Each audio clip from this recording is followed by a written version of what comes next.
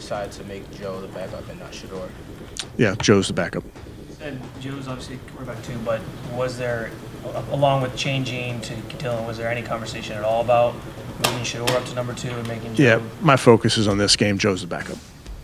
Listen, I don't understand why you can't push Shedeur as your QB2. That's me personally. I don't get that part. And here's the reason I'm saying that. Flacco knows Father Time has caught up to him, that he's not what he used to be.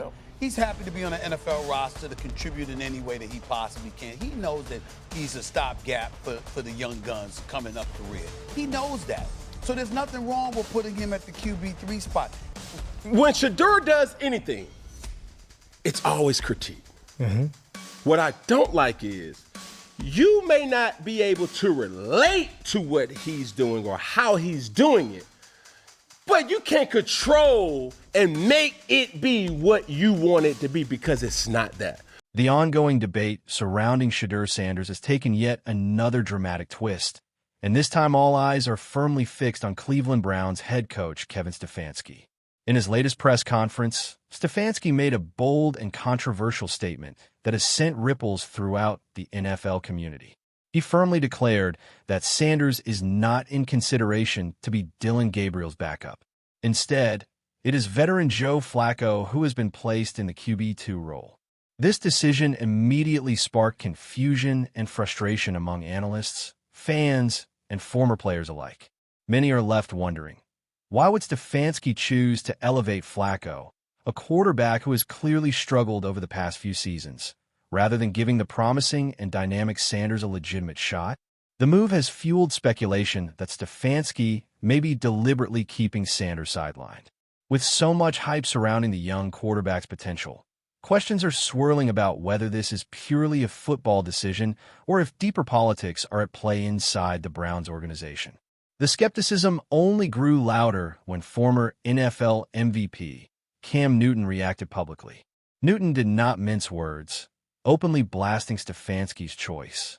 He insisted that Sanders is being treated unfairly and reminded everyone that he knows firsthand the grind and politics that come with being an NFL quarterback.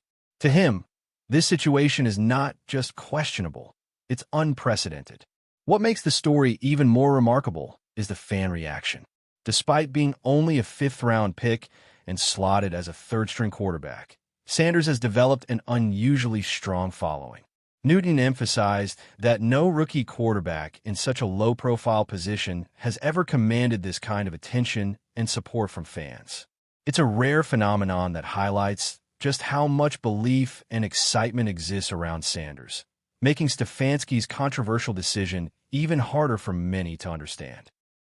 A person not be a starter, not be second string, third string QB, a fifth-round pick, have this much. Stephen A. Smith weighed in on the growing controversy, and as always, he didn't hold back. For him, the conversation about Shedeur Sanders' place on the Browns' depth chart is far from meaningless. In fact, he argued that it carries serious weight when you take into account the layers of politics that exist within the NFL. According to Stephen A., this isn't just about who plays second-string quarterback. It's about perception, power, and the way narratives are shaped. He reminded everyone that Sanders was drafted at the 144th pick, not because his talent was in question, but largely because of the cloud of perception tied to his father's legacy and influence in football. That drop in the draft order is telling, and it cannot be separated from how Sanders is being evaluated now. For Stephen A., this context makes it absolutely vital to scrutinize his placement on the roster. He went further to suggest that the Browns, more than any other franchise, appear determined to keep a tight grip on how Sanders is portrayed by the media, the fans, and even rival teams. In his view, this is not just a football decision. It's a statement with long-term implications. And, as he put it, it's a statement no one should ignore. In Shedeur Sanders' case, 144th overall, it mattered. Yep. You know that, Peter. You know that, Swag. It matters because it was Shedeur Sanders, and we got the impression that it wasn't just football. It was something about his dad. So what I'm saying to you is that we're beyond all of that now to some degree, and we get that part. But that doesn't mean the residue doesn't still exist in terms of people wanting to control the narrative when it comes to that young man. Stephen A. Smith did not mince words when addressing the Browns' handling of Shedeur Sanders. In his eyes, keeping Sanders buried at the third spot on the depth chart has little to do with football strategy and everything to do with organizational politics. Smith argued that the real motive behind this controversial decision is Cleveland's attempt to muffle the growing buzz surrounding Sanders. With each passing week, the calls from fans to see him on the field grow louder, and rather than embracing the excitement, the Browns appear determined to keep the spotlight away from the young quarterback. But, as Stephen A. highlighted, no amount of roster maneuvering can silence the fans. Questions will continue to pour in, and every game that Sanders spends on the sidelines only fuels the frustration. The fan base is not letting up, and the demand for answers is reaching new heights. According to Smith, the pressure on Cleveland is becoming almost unbearable. With the offense continuing to stumble and the team showing no signs of life, the organization is running out of excuses. Smith emphasized that Sanders can no longer be dismissed as simply a developmental prospect.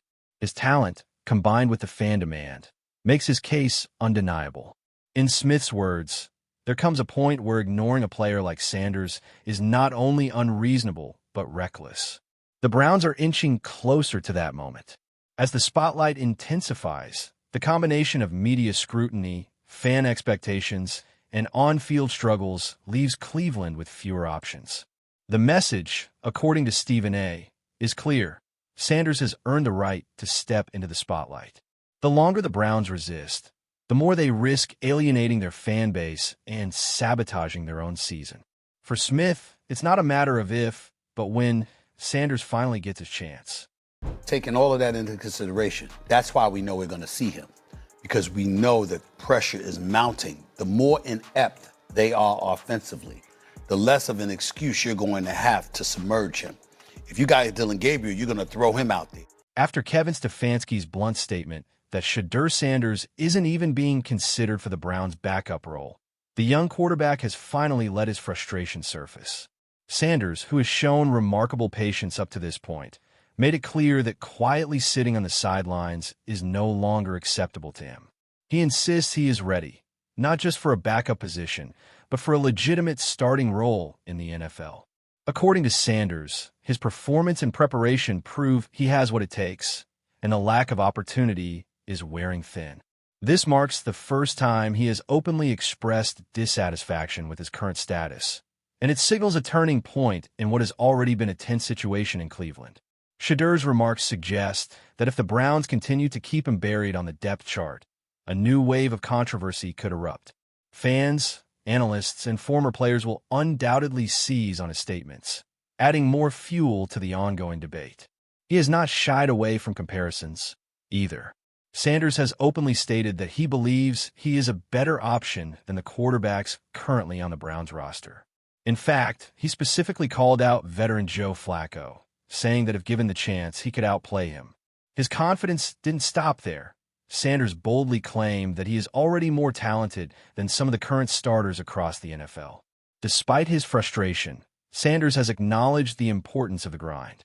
He understands that his time on the scout team is part of the process, but his determination to break free from that role is undeniable. The fire in his words, combined with his confidence, makes one thing clear. Shedeur Sanders is not backing down. He's ready to fight for his moment, and he won't rest until he gets it. Overall, this isn't my end goal, I'm just enjoying myself, learning, doing everything I have to do, and just ready for my opportunity.